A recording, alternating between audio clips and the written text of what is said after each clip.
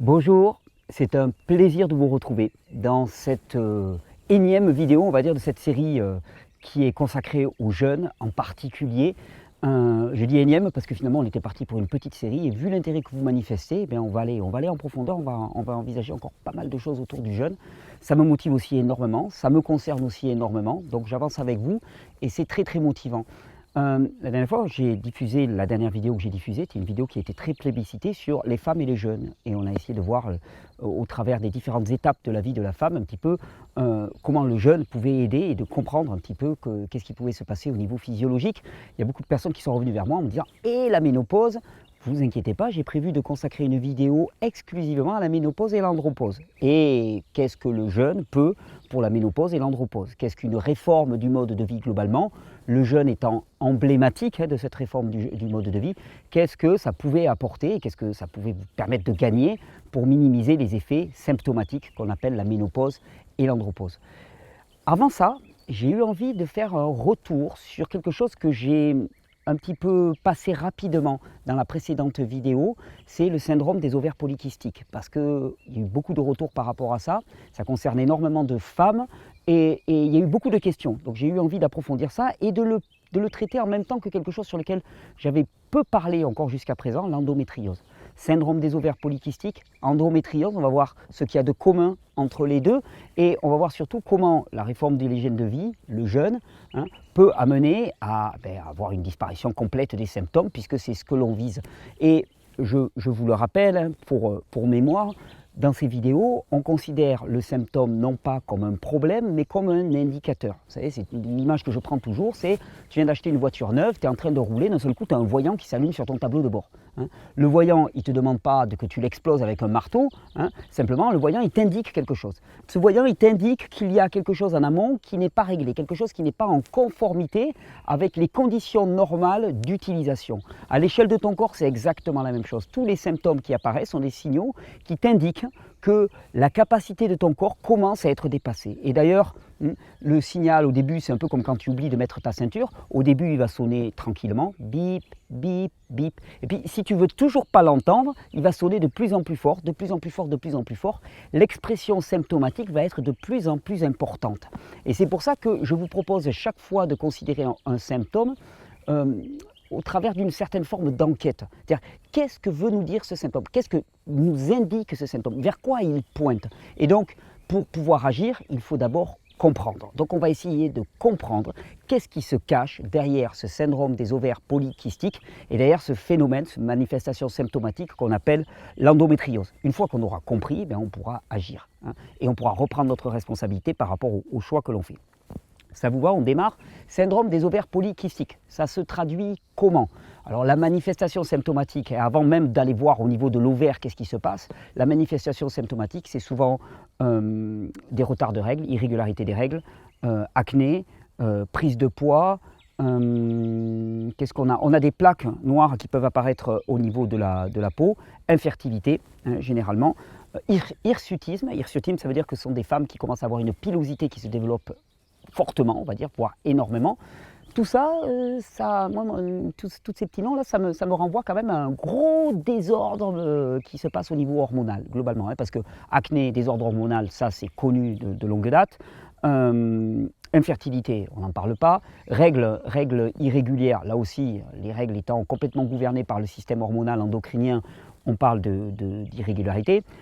Dépigmentation, troubles de la pigmentation de la peau, on parle des mélanocytes, qui sont gouvernés par une hormone qui est produite par la glande pituitaire. Tout ça, ça nous indique quand même qu'au niveau hormonal, ça doit être un petit peu compliqué. Quand on regarde au niveau physiologique, qu'est-ce qui se passe dans le corps? Eh bien, des ovaires polykystiques, ça correspond à des kystes nombreux, polykystiques, qui se développent à la surface des ovaires. Des kystes, ce sont des espèces d'excroissance de tissus.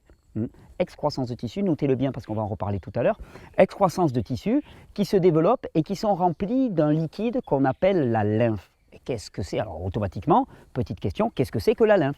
La lymphe, c'est le liquide dans le corps qui récupère les déchets.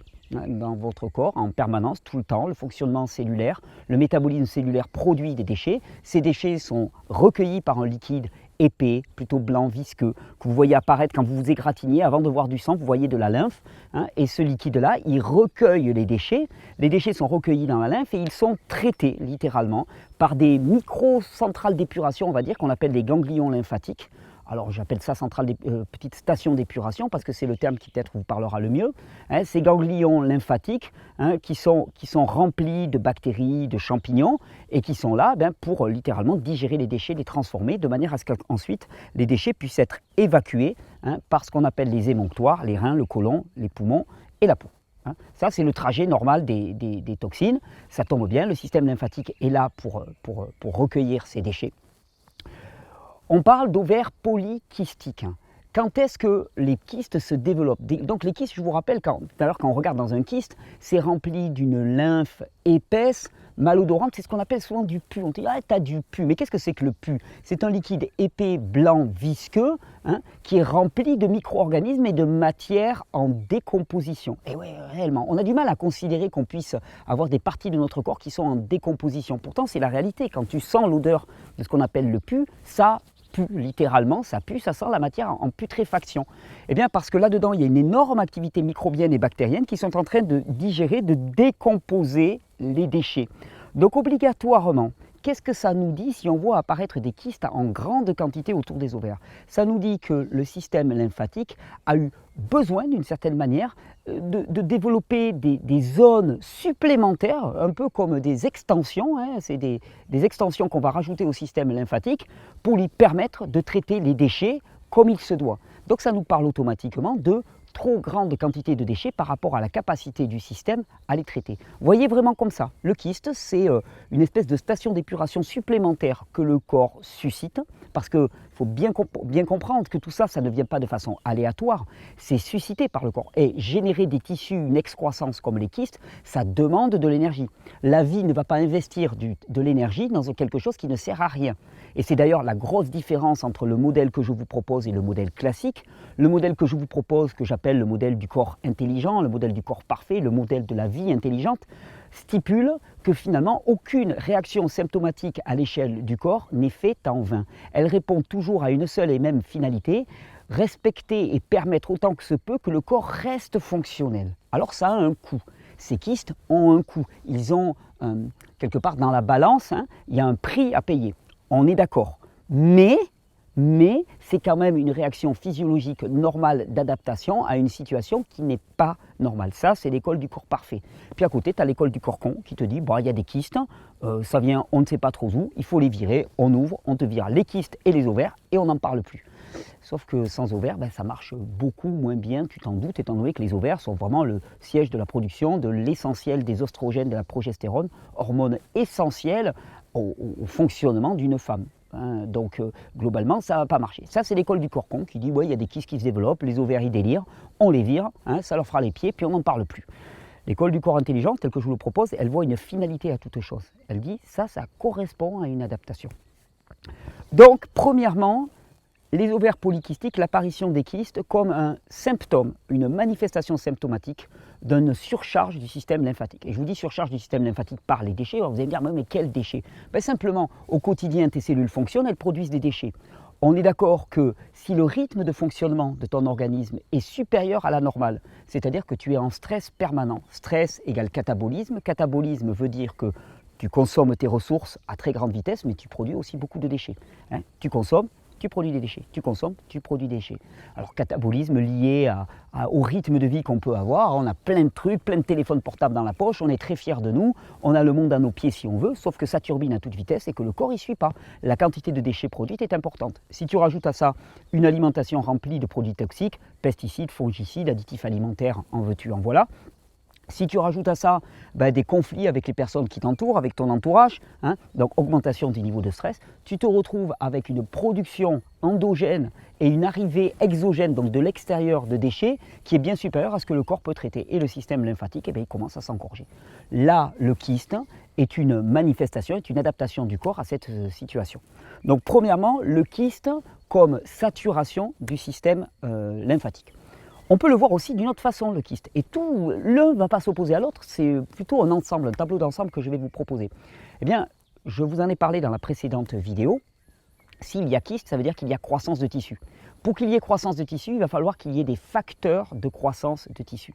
Les facteurs de croissance de tissu dans le corps, ils sont simples, ils sont connus, c'est l'hormone de croissance, l'insuline en particulier, qui est une hormone. L'insuline, c'est une hormone qui, quelque part, gouverne le stockage et le déstockage du corps. Quand tu commences à manger, quand tu consommes un produit, particulièrement si c'est un produit sucré ou gras, eh bien à ce moment-là, tu as l'insuline qui monte et l'insuline, elle dit au corps « stocke ». Stocke et croît, grossit en fonction de l'alimentation qu'on reçoit. Et si tu t'arrêtes de manger, petit à petit, ton insuline diminue et le corps se met à déstocker. Il y a un autre facteur qui va de pair avec l'insuline d'ailleurs, qui est un facteur de croissance qu'on appelle le mTOR.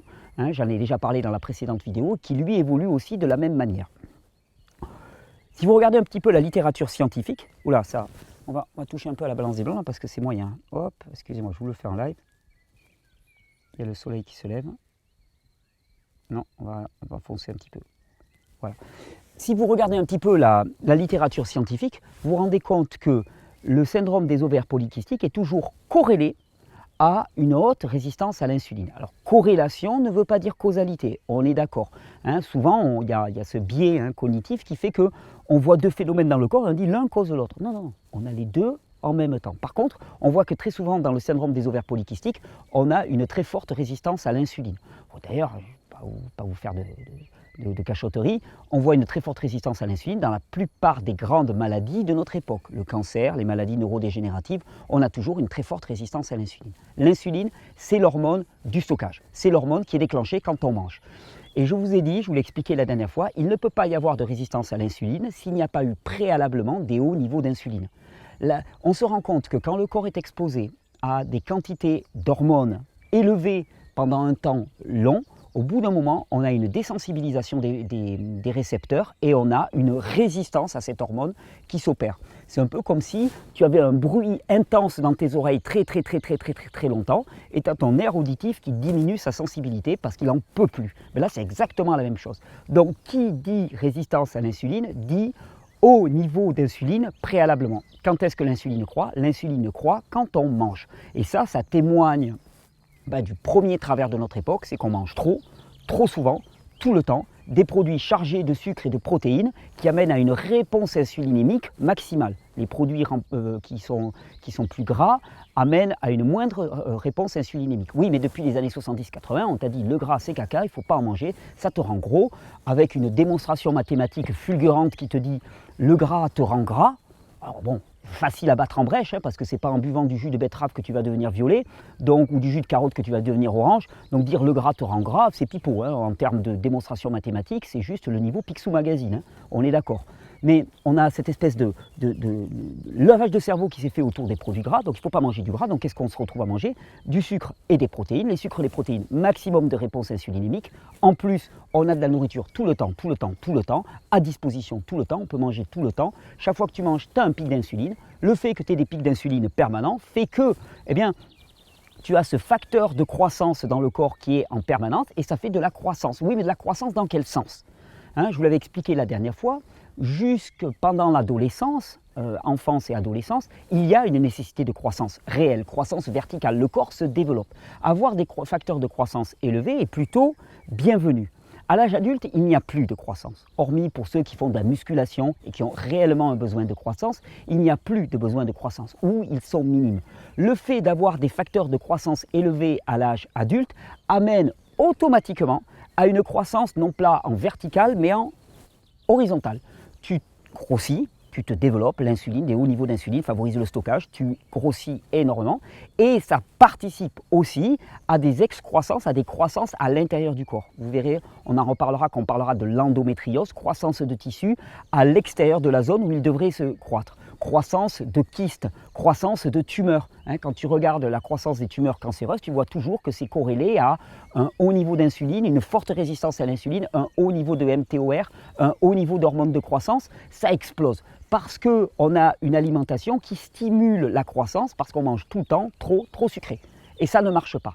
Donc, ça d'ailleurs, ça peut nous amener à une petite réflexion par rapport à l'alimentation normale. Je vous le livre comme ça, on y reviendra dans une prochaine vidéo, mais c'est un truc, se dire que finalement, tant qu'on est enfant, favoriser les facteurs de croissance est vraiment intéressant. Manger souvent, une alimentation plus riche en sucre, et qu'à l'âge adulte, on devrait peut-être aller vers une alimentation moins souvent, hein, c'est-à-dire vraiment avoir des plages de jeûne dans la journée, et une alimentation peut-être plus riche en graisse qui amène à une moindre réponse insulinémique. Je vous le livre comme ça, on y reviendra dans une prochaine vidéo. Alors, on a vu que le syndrome des ovaires polykystiques pouvait répondre à un engorgement du système lymphatique. Engorgement du système lymphatique, hein, on a vu, il y a trop de matière à traiter, le corps crée des kystes littéralement, hein, pour répondre à cette problématique-là. Ça pouvait répondre aussi à des facteurs de croissance qui sont trop élevés, chroniquement trop élevés dans le corps, et à ce moment-là, eh bien, il y a des croissances qui se font et qui ne sont pas des croissances normales. Quand on s'intéresse au syndrome des ovaires polykystiques, on voit aussi souvent apparaître la mention haut niveau de testostérone. Hein. Testostérone et hormone de croissance allant de pair. Là encore, on est dans la croissance. La testostérone étant aussi liée souvent à de la mélatonine qui est en très grande quantité. On se rend compte que testostérone, et le soleil n'arrête pas de se lever, on va encore baisser la luminosité. On se rend compte que testostérone élevé, mélatonine élevée, la plupart du temps, ça parle d'un état d'épuisement des individus. Quand tu es épuisé, c'est un peu le chaos au niveau hormonal. Souvent, on a une chute, une baisse des oestrogènes et de la progestérone en particulier. Et chez les femmes, une montée de la testostérone. Ça explique l'hirsutisme, puisque la testostérone, c'est l'hormone mâle du développement pileux, du développement musculaire. Hein. Ça explique toutes ces perturbations que l'on peut constater. Alors, si on essaye de rassembler tout ça pour essayer de construire maintenant, alors on a compris ce qui se passe, on va essayer de lancer un plan d'attaque. Comment faire baisser les facteurs de croissance, insuline et MTOR? Ben là, la réponse elle est simple. Comment faire baisser les facteurs de croissance? Simplement en s'arrêtant de manger tout le temps. Ben oui. C'est là où le jeûne intervient directement. Si on s'arrêtait de manger de temps en temps. C'est-à-dire pas petit déjeuner, goûter, repas de midi, goûter, repas du soir et puis goûter après le repas du soir. Tu manges 6 fois, 7 fois par jour, tu grignotes tout le temps. Dis-toi qu'un seul aliment que tu mets dans ta bouche, ping, l'insuline se met à monter. Dès que tu consommes un aliment, le corps se met en mode stockage. Plus souvent tu vas manger, plus souvent tu vas passer du temps dans la journée, du temps diurne, avec un niveau d'insuline élevé. Donc ça veut dire diminuer le nombre de repas, ce qui ne veut pas obligatoirement dire diminuer la ration calorique, mais c'est quand tu manges vraiment un vrai repas copieux, suffisant, qui te tient pendant suffisamment d'heures pour permettre à l'insuline de diminuer. Ça peut aller aussi de pair. Hein. Le meilleur moyen que je connais de faire diminuer la résistance à l'insuline, c'est simplement de s'arrêter de manger pendant quelques heures, quelques jours, quelques semaines pour ceux qui veulent. Ça s'appelle du jeûne et c'est certainement le meilleur moyen de résoudre tous les problèmes liés au métabolisme de l'insuline et de la MTOR. Les meilleurs moyens de réduire les facteurs de croissance dans le corps. Ça, c'est vraiment ce que le jeûne peut pour nous pour diminuer l'insuline et la MTOR. On parle aussi de congestion du système lymphatique, mais tout ce qui va aller dans le sens de la décongestion. Donc décongestion du système lymphatique, arrêter d'en apporter et favoriser la sortie. Arrêter d'en apporter, c'est le catabolisme de nos vies. Hein, vous savez, ça tourne en permanence dans notre tête, on est en catabolisme permanent, ça tourne, on s'inquiète, on se soucie, on est en agressivité. Oui, mais il m'a dit ça, j'ai pensé ça, il va faire ça, mais s'il fait ça, la culpabilité, l'agressivité, le regret, le remords et ainsi de suite. Tout ça c'est bien joli, mais ça nous détruit. Ça tourne dans notre tête sans avoir même un moyen de l'exprimer à l'extérieur. Ça nous détruit littéralement. Ça participe à énormément de production de déchets dans le corps. Pour sortir de ça, les moyens que je préconise la plupart du temps, c'est de passer par le corps. Parce que normalement, dans un contexte normal, toute tension doit être transformée en action. La respiration, l'exercice physique, la détente, quel que soit, faites du yoga, quelle que soit l'approche que vous allez privilégier, vous allez faire du cheval, vous allez vous promener dans la nature, vous allez faire du vélo, ce qui vous va bien, mais transformer toute tension intellectuelle en action physique. Ça va permettre de utiliser toutes ces hormones, toutes ces ressources-là pour produire du mouvement et vous fatiguer et permettre que diminuent les hormones de stress et donc la résistance à l'insuline. Hein, parce que je ne l'ai pas dit aussi, mais on voit que très souvent, la résistance à l'insuline est corrélée avec des hauts niveaux aussi de cortisol, qui est l'un des marqueurs du stress chronique. Hein.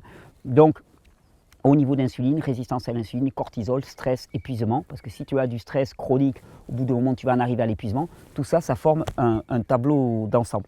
Ensuite, il faut favoriser le nettoyage de la lymphe. Alors ça, c'est simple, je vous l'ai déjà expliqué. Comment est-ce qu'on favorise le nettoyage du corps? En le reposant. Eh oui. Tant qu'on est en action, le corps est en catabolisme. À partir du moment où on se met au repos, il y a 2 modes de fonctionnement. À partir du moment où on se met au repos, hop, le corps il switch automatiquement en programme nettoyage, régénération, reconstruction. Donc d'abord en se reposant. Le jeûne et certainement une super expérience de repos digestif, de repos physique si possible, on fait du jeûne en étant au calme, de repos mental si on arrive à calmer un petit peu les pensées par la respiration, par la détente d'une certaine manière, et là c'est une vraie expérience de repos. Ensuite, si vous connaissez mes vidéos, il y a aussi mon programme de formation qui s'appelle Cure de Jouvence. J'explique comment stimuler un petit peu les reins, les intestins, les poumons, la peau, pour permettre de sortir plus de déchets. Tout ça c'est intéressant, mais en sachant que la base c'est le repos. Il n'y a pas d'expérience de nettoyage, de réparation à l'échelle du corps si ce n'est pas dans le repos. Ça ne marche pas, c'est un préalable automatique. Donc au final, qu'est-ce qu'on a? On a stress exagéré, plus nourriture en permanence de mauvaise qualité. Ça vous dit rien ça? Moi je dirais que c'est quand même l'une des caractéristiques de notre époque. On bouffe tout le temps, on mange parce qu'on est anxieux parce qu'on est en stimulation permanente, donc on ne dort pas, et tout ça c'est une espèce de cercle vicieux. Nourriture et épuisement du système nerveux. Là, d'ici 2 jours, je vais commencer à former des professionnels de santé, des coachs. C'est vraiment ce que je vais leur montrer. Je vais leur dire 98% des gens qui s'adressent à vous, vous réglez leur alimentation et vous réglez leur niveau de stress et ils voient leur vie radicalement transformée. Là encore, le syndrome des ovaires polykystiques est encore une manifestation symptomatique particulière d'un mal qui est le mal du siècle de nos sociétés, c'est-à-dire l'hypercatabolisme, rythme de vie trop élevé et alimentation complètement dans les choux, une alimentation trop riche, trop souvent, qui n'apporte pas les micronutriments, minéraux, oligo-éléments nécessaires parce que trop transformés à haute température, sous blister, et que la réponse à ça, elle est simple, c'est s'orienter vers une alimentation préparée à la maison à partir de produits frais, biologiques, qui va t'apporter un maximum de micronutriments, une bonne part d'alimentation, voire toute l'alimentation qui soit crue, non transformée, parce que ça va t'apporter un max de micronutriments, des jus de légumes qui vont apporter là aussi des nutriments de façon facilement digestible. Vous connaissez ça par cœur. Ok, le SOPK, syndrome des ovaires polykystiques, ou PCOS en anglais, on a compris de quoi il s'agissait. Maintenant, on va s'intéresser à l'endométriose. L'endométriose, donc, qu'est-ce que c'est? C'est la présence de muqueuses de l'utérus en dehors de l'utérus. D'un seul coup, on a une croissance de muqueuses de l'utérus. Ça peut être très très très douloureux. C'est l'une des deuxièmes causes avec le syndrome des ovaires polykystiques d'infertilité et d'altération du système ovarien, ce qui conduit la plupart du temps, il y a un problème, on enlève. Quand il réfléchit sérieusement, là je ne vais pas vous faire une charge, mais quand il réfléchit, mais c'est stupide comme réponse, stupide. Je veux dire, le corps humain, il a des ovaires, il a un cœur, il a un foie, il a des poumons, il a des reins. Quand on te dit que la réponse est « Ah, il y a un problème au niveau de tes reins, enlève tes reins ». Mais sérieux, c'est un organe vital. Les ovaires sont des organes vitaux, ils produisent des hormones. C'est comme la thyroïde, enlève ta thyroïde. Et puis après, on te dit « Ouais, tu vas être sous gélule. Tu vas être sous gélule à vie ». Mais c'est ça la vie que tu veux? Tu veux une vie en permanence soutenue par des gélules, des pilules, des médicaments dans tous les sens? Ou tu veux laisser simplement la vie s'exprimer au travers de toi? Dans l'endométriose, c'est pareil. Il y a un problème au niveau de l'endomètre qui croît au-dessus de l'utérus, on enlève l'utérus. Mais on n'a jamais répondu à la condition première. Qu'est-ce que nous signale cette endométriose? Alors, on parle de croissance de tissu au-delà de l'endomètre, enfin au-delà de l'utérus, donc obligatoirement on parle de croissance anarchique. Ça vous rappelle rien? Moi ça me rappelle ce qu'on a dit précédemment. Ouais, on parle de croissance anarchique, donc de facteurs de croissance, donc d'insuline, donc de MTOR, donc de déséquilibre de déséquilibre endocrinien généralisé. On est d'accord, tous ces facteurs, on va les retrouver. Donc on fait copier-coller avec ce que j'ai dit précédemment. Généralement, dans la littérature scientifique, on isole 2 facteurs, on va dire, prédisposants à cette endométriose. Le premier, c'est le reflux d'une partie de sang menstruel. Quand tu as les règles, quand une femme a les règles, il y a du sang qui s'écoule par le vagin et il y a un reflux de ce sang qui va aller jusque dans la zone du péritoine, d'une certaine manière. Ce sang transportant des cellules de l'endomètre, ces cellules de l'endomètre vont pouvoir se développer en dehors de la zone. Normalement, ce sang il devrait être évacué et il n'est pas évacué. Il n'est pas évacué, il reflue, il passe au niveau du péritoine, de la zone abdominale, et c'est là que des tissus anarchiques se développent. Ça, c'est la première explication. Et puis la deuxième explication, qui est un peu la suivante, c'est de dire, ok, il se développe, et le système immunitaire n'arrive pas à faire son job, parce que normalement, le système immunitaire, il devrait repérer toutes les cellules anormales qui ne se développent pas à l'endroit où elles devraient se développer, et il devrait les shooter systématiquement.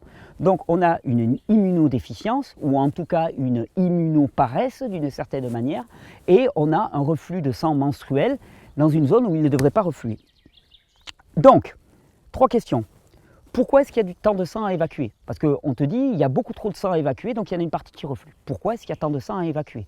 Deuxième question, pourquoi est-ce que le sang évacué reflue?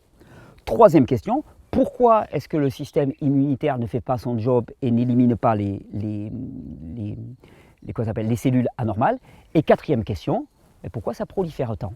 Si on répond à ces 4 questions, on aura compris comment agir par rapport à l'endométriose. Alors je vais vous expliquer, je vais vous proposer une réponse à ces phénomènes. Pourquoi est-ce qu'il y a tant de sang à évacuer? Le sang, dans certaines conditions, et en particulier chez la femme, joue le rôle de liquide émonctoriel. C'est-à-dire que les règles permettent d'évacuer une grande quantité de déchets à l'échelle du corps de la femme. C'est pour ça que je disais que c'était une forme émonctorielle cyclique. Tous les 28 jours à peu près, la femme peut évacuer énormément de déchets. Pourquoi est-ce qu'il y a énormément de sang à évacuer? La première des réponses, la plus évidente, parce qu'il y a beaucoup de déchets à évacuer. Et donc pour évacuer tous ces déchets, il y a énormément de sang qui coule. C'est la première réponse qui me vient à l'esprit et c'est la plus évidente pour moi. Ok, donc déjà, beaucoup de déchets. Ça, on le met dans un coin, on se dit beaucoup de déchets. Pourquoi est-ce que ça reflue? Alors c'est intéressant, comment ça fait pour passer dans la zone du péritoine? Je me dis, si ça passe dans la zone du péritoine, c'est-à-dire qu'il y a une pression suffisante qui permet que ça remonte. Parce que par le vagin, il y a une quantité de sang qui peut passer. Comment ça se fait que ça s'écoule par ailleurs? Moi, ça me fait penser à de l'hypertension. Tu fais des petites recherches, corrélation totale entre endométriose et hypertension. La plupart des gens qui font de l'endométriose ont des phénomènes d'hypertension. Pas tous, mais beaucoup. Ok, donc tu te dis hypertension, hyperpression, qui fait que le sang s'écoule en dehors du canal normal.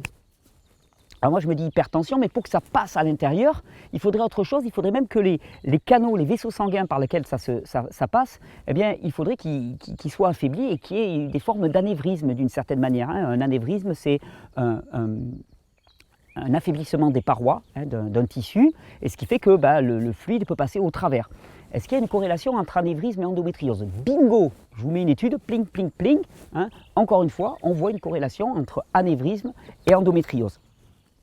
Donc on a hypertension, anévrisme, et puis il y a un autre facteur qui va jouer énormément, c'est l'épuisement. Parce que qui dit épuisement dit mauvaise fixation des minéraux. Mauvaise fixation des minéraux dit affaiblissement de tous les tissus de l'organisme, puisque nos tissus sont constitués d'un véritable maillage minéral, en particulier du calcium. Quand tu es fatigué, tu ne fixes pas bien le calcium, tu perds tes minéraux, tu pisses tes minéraux littéralement, parce que tu ne produis pas assez d'une hormone qu'on appelle l'aldostérone.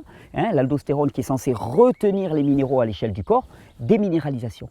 Là, je me dis, on a certainement une bonne explication de ce reflux. Eh ouais, il y a une pression très importante sur des tissus qui sont fatigués, qui sont abîmés, ce qui fait que le sang se répand dans toute la zone viscérale. Il y a une fuite. Il y a une fuite littéralement parce que les tissus sont affaiblis. Donc, pourquoi beaucoup de sang? Pourquoi ce sang se répand partout au niveau de la zone péritoniale? Ensuite, qu'est-ce qu'on avait comme question? Pourquoi le système immunitaire ne repère pas ces intrus? La bonne et simple raison, c'est que le système immunitaire, il est en dépression, il n'en peut plus. Il n'en peut plus. Et ça, c'est l'un des marqueurs premiers de l'épuisement. Épuisement égale immunodéficience, immunodéficience égale épuisement. Je vous renvoie vers les tas de vidéos que j'ai faites qui vous démontrent ce point-là. C'est une évidence, il n'y a pas d'immunodépression s'il n'y a pas d'affaiblissement et de fatigue chronique du système. Fatigue chronique du système qui est liée à la sursollicitation permanente. Donc on a trop de sang parce que trop de déchets à évacuer. Deuxièmement, affaiblissement des tissus lié à l'épuisement, au défaut de minéralisation, au fait que notre alimentation ne nous apporte pas au quotidien suffisamment d'oligo-éléments, suffisamment de minéraux, donc on est dedans. Immunodéficience liée à l'épuisement global de tout le système, et le système immunitaire ne répond pas de manière adéquate. Et dernière question, pourquoi ça prolifère autant? Facteur de croissance, on l'a vu la dernière fois, on l'a vu dans la première partie de cette vidéo, insuline élevée, MTOR élevé. Donc là, au final, on a un système surchargé, congestionné et épuisé. Tu vas me dire, mais attends Thierry, t'es rigolo, mais en fait pour toi, le syndrome des ovaires polykystiques et l'endométriose, relativement, ça revient exactement à la même chose. Ben oui. Eh bien oui, et c'est là la force. Nous avons une médecine qui s'intéresse aux symptômes. Donc des symptômes, il y en a des milliers et il y en a autant que d'individus et on peut en sortir tous les jours. Des symptômes, il y en a une kyrielle. Les symptômes, ce sont les manifestations, ce sont les signaux qui apparaissent à l'échelle du corps. Par contre, les conditions qui ont amené à l'apparition de ces symptômes sont relativement simples. Et à notre époque, elles sont faciles à cerner. alimentation qui n'apporte pas au quotidien suffisamment de micronutriments, qui conduit à la déminéralisation, à l'affaiblissement des tissus, au défaut de fonctionnement de notre système nerveux et de notre système immunitaire. Stress, sursollicitation qui fait que ça conduit à l'épuisement, l'épuisement conduisant à l'immunosuppression, l'épuisement conduisant à des défauts circulatoires, les organes ne sont pas alimentés en sang parce que le système est complètement épuisé, et ça fait beaucoup tel que je vous le donne, mais c'est pour vous faire comprendre que tout ça c'est un tout. La manifestation symptomatique est individuelle. Pour une femme ça va être de l'endométriose, pour l'autre ça va être un syndrome des ovaires polykystiques. À la limite je dirais on s'en fout parce que l'expression symptomatique est individuelle, mais la problématique qui est en amont, elle est globale et elle est générale. Épuisement, nourriture inadaptée, rythme de vie complètement délirant, manque d'exercice physique, on ne répond pas aux besoins physiologiques du corps. Et qu'est-ce qu'on te propose derrière ça? On te dit ne change rien, allez continue comme ça. Non mais ne change pas ton alimentation. Si ton alimentation avait quelque chose à voir avec ton état de santé, ça se saurait. Mais alors c'est quoi qui a quelque chose à voir avec notre état de santé, banane? Je veux dire, si ce n'est pas notre alimentation, si ce n'est pas notre mode de vie, qu'est-ce qui influe? Toi tu préfères croire à un monde dans lequel finalement notre alimentation, notre rythme de vie, nos conditions de vie n'ont rien à voir avec notre santé, et finalement notre santé elle a à voir avec pile ou face. Des fois ça va, des fois ça va pas. Tu tombes malade. Il y a un cancer qui m'est tombé dessus. Ah puis moi je suis innocent. Pauvre petite victime de cancer. Non, moi le modèle que je vous propose c'est un modèle dans lequel vous êtes totalement responsable des choix de vie que vous avez faits. Alors quand je dis responsable, ça ne veut pas dire coupable. Hein. Quand je dis vous, moi aussi, hein, parce que j'ai traversé la même chose. Hein. Responsable ne veut pas dire coupable. Responsable veut dire simplement que vous avez fait des choix et vous avez fait des choix qui vous ont conduit là. Et c'est une bonne chose parce que si vous êtes responsable, ça veut dire aussi que vous allez pouvoir changer la donne. Si tu n'es pas responsable et si tu es dans un monde de l'aléatoire, tu ne pourras rien y changer. Tu seras toujours victime de méchants virus, bactéries et pathologies qui te tombent dessus. Si tu es responsable, c'est toi qui as les clés en main. Et si tu as les clés en main, tu peux agir. J'espère qu'au travers de cette vidéo, toutes les femmes qui auront regardé ces vidéos, qui sont sujettes à l'endométriose et syndrome des ovaires polykystiques, auront compris que ces signaux-là sont juste pour leur dire il faut changer quelque chose dans ta vie. Ton alimentation, ton rythme de vie, il faut laisser une place au repos, au jeûne dans ta vie, améliorer la qualité de ton alimentation, arrêter d'avoir la tête encombrée de tous ces soucis, de toutes ces inquiétudes, cette culpabilité, cette agressivité, parce que littéralement ça te bouffe et c'est en train de bouffer ton corps littéralement. C'est totalement dysfonctionnel et la seule manière de changer tout ça, c'est qu'il faut y renoncer. Renoncer à cette nourriture en permanence où on se gave, hein, renoncer à cette suractivité qui est grisante mais qui nous tue littéralement, renoncer aux notifications Facebook, Twitter, Instagram qui sautent de partout. Alors on a l'impression qu'on est aimé, on a je ne sais pas combien de millions de followers, mais toi à l'intérieur, tu es dans quel état? Tu es dans quel état? Il est temps de prendre la responsabilité de notre état de santé. C'est ce que je vous propose dans ces vidéos. J'espère que cette vidéo y aura contribué. Je vous remercie de partager cette vidéo qui est un peu longue, 33 minutes, mais il fallait ce temps-là pour comprendre. Hein. Je vous remercie de la partager, de vous abonner. Si vous voulez suivre les lives aussi que je propose, n'oubliez pas d'appuyer sur la petite cloche à côté du bouton abonnement. Et puis voilà, puis je vous souhaite une bonne journée, de faire des bons choix en tant qu'être responsable. Bonne régénération. Petit clap de fin, vous le savez, maintenant c'est la petite page de pub. Donc petite page de pub déjà pour vous remercier. Je suis très touché de l'enthousiasme que vous présentez à l'écoute de ces vidéos, toutes ces vidéos sur le jeûne et plus. Je vous ai des vidéos sur la ménopause, l'andropause, elles arrivent, ne vous inquiétez pas. Ensuite, qu'est-ce que je voulais vous dire? Oui, depuis peu, si vous avez envie de me soutenir ce travail de vidéos gratuites, vous pouvez y contribuer avec simplement un petit don de temps en temps, enfin un petit don tous les mois de 1, 2, 3, 5, 10 euros, ou plus si vous voulez, hein, si vous avez des billets qui vous brûlent les poches, ne vous gênez pas, hein, on prendra. Ça m'aidera à acheter du meilleur matériel, ça m'aidera à avoir plus de moyens pour réaliser ces vidéos et les réaliser de façon plus efficace et didactique. Je vous remercie sincèrement, ça s'appelle Tipeee, vous avez le lien qui est juste en dessous de cette vidéo. Sinon, je vous rappelle que la semaine prochaine, enfin du 9 au 17, je donne une formation pour les professionnels de santé, les futurs coachs. Il va y avoir moins de vidéos, en tout cas moins de vidéos comme celle-ci, et certainement beaucoup de live. Beaucoup de live. Je pense que je vais vous permettre d'échanger beaucoup avec les coachs, de leur poser plein de questions, de les mettre au challenge au niveau physiologique, hein, parce que moi je les forme, ils ont intérêt à assurer derrière. Hein. Donc il va y avoir beaucoup de live, donc raison de plus pour vous abonner à cette chaîne et activer les notifications parce que les lives ils viendront à tout moment de la journée. Alors, vous pouvez les regarder en replay, mais autant les regarder en direct, comme ça vous pourrez poser vos questions. Et sinon je vous rappelle que si vous aimez poser des questions et que vous aimez échanger, il y a les rencontres de la régénération, on est dans le dernier rush, il ne reste plus qu'un mois avant les rencontres de la régénération, 7, 8, 9, 10 juin. 4 jours de festival, de conférences, de musique, de réjouissances et d'échanges, puisque 2 heures par jour, je serai entièrement dédié à l'échange avec vous. On se prendra 2 bonnes heures pour parler de physiologie, s'émerveiller devant la puissance du vivant incroyable, témoigner, partager, s'interroger, essayer de comprendre tout ce qu'il y a derrière ces réactions du corps que parfois on ne comprend pas. Je vous souhaite une bonne régénération, je vous remercie de partager ces vidéos et je vous souhaite vraiment de faire le bon choix aujourd'hui, à chaque instant, faire le choix de la vie.